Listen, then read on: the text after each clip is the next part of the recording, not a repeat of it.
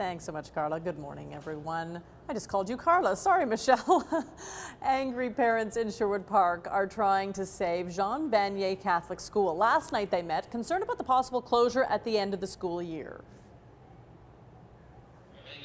All of these changes are supposed to happen within 6 or 7 months. This process should have been started years ago. And now, unfortunately, different groups are pitted against each other. Elk Island Catholic School Board is proposing a number of options to reconfigure 4 schools in Sherwood Park. Jean Vanier would close at the end of June. The board says it's because the school is underpopulated. Students would be dispersed to 2 other schools in different neighborhoods. Parents had many reasons to fight the closure, including long bus rides and poor facilities in the other schools. Next 5 years are suggested. Switching schools is like a massive panic attack waiting to happen. It's overwhelming. I don't even want to think about it. Parents are also against putting junior high school students from 3 schools, Jean Vanier, Madonna, and St. Teresa, all together into one. They say the receiver school, Our Lady of Perpetual Help, is inadequate for junior high school students. A final decision, though, will come at the end of the month.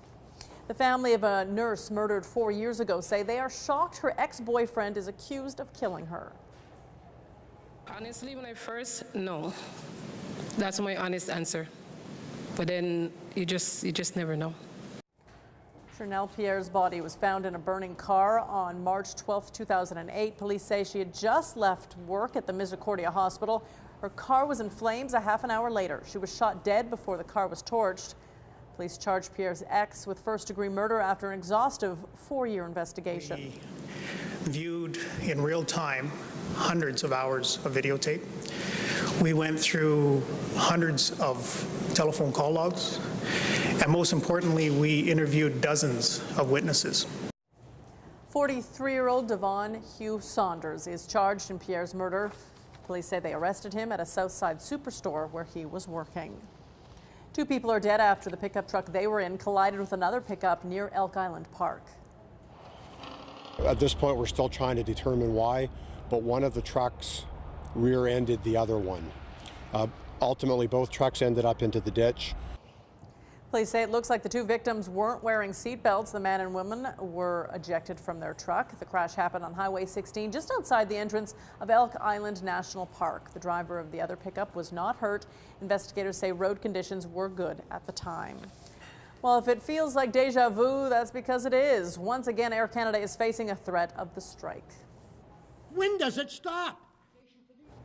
The union representing mechanics, cargo agents, and baggage handlers says Air Canada refused to address their pension concerns even after they agreed to millions of dollars in cost cutting to help the airline restructure. They are absolutely disgusted that this corporation will not recognize that they've given to the point they are not prepared to give no more.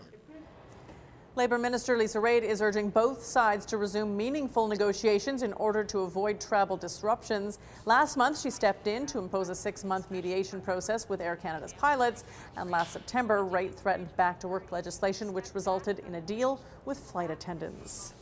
Well, it doesn't appear to be money well spent. The Canadian Taxpayers Federation says Alberta is spending hundreds of thousands of dollars for 21 politicians to sit on a committee that never meets. The members from all 5 parties are part of Alberta's Standing Committee on Privileges and Elections, Standing Orders and Printing. They last met in 2008, yet each still gets $1,000 allowance each month for being on the committee. A trust fund for the Filipino crash victims killed near Innisfail last weekend will be set up by this afternoon.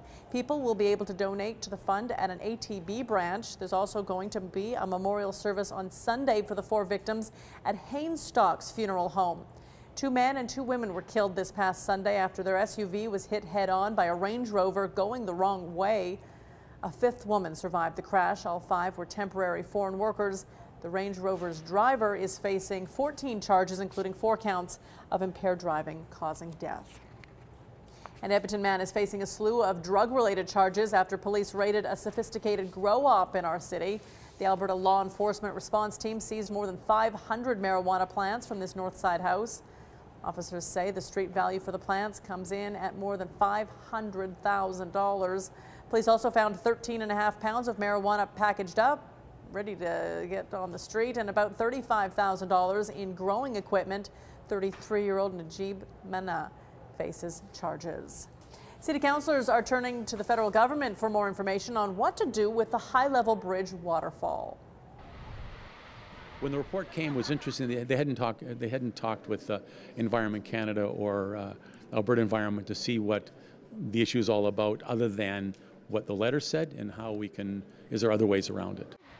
Councillors decided yesterday that they need more information about the impact of the water falling into the North Saskatchewan River. Environment Canada was worried the chlorine in the treated water could harm the fish. The taps on the waterfall have been off since 2009. Mayor Stephen Mandel says this will also give the city time to see if Edmontonians still want the waterfall. It would cost at least $700,000 to get the chlorine out of the falls.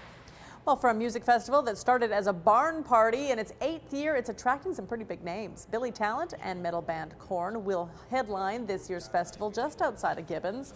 The 3-day concert also features a variety of DJs, including Afrojack and Avicii. What's not growing is the amount of cash that festival goers will have to dole out to attend. Ticket prices will remain the same. The artists, they're enjoying the festival. Our backstage hospitality is really good. That's a big part of, being able to confirm the large artists. For a full list of the bands playing and tickets, visit boonstock.ca.